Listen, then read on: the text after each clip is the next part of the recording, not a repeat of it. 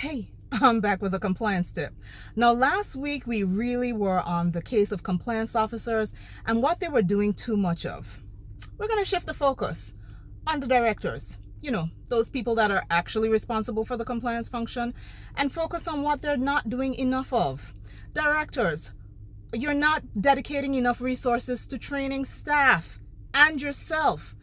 You see, directors think that, okay, I am focusing on the operations, making sure the firm is profitable, looking at return on investments, yada, yada, yada.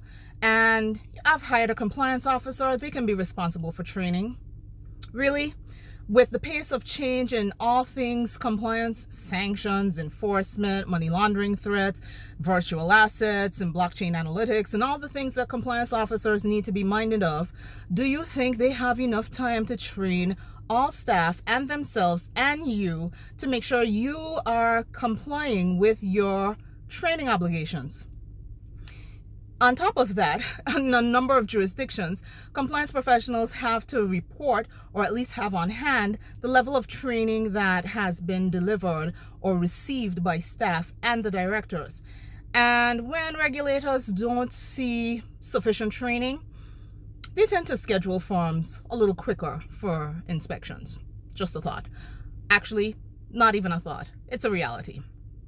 Beyond that, some directors are always price sensitive, and the training is actually the first thing to go when it should be the last thing to go. When your firm is not remaining fit for purpose, what does that mean? You might need to build some capacity. Integrate new technology. Integrating new technology comes with its own risks and requirements for training. And it's actually cheaper to train the staff that you have instead of frustrating them and leaving them to leave and having to onboard new staff and train them. And then you have a whole other dynamic because, there's KYE. You can't just let people in and just give them full authority. But directors, you're not doing enough as it relates to training and not just AML. Something to think about. I'll be back tomorrow with another compliance tip.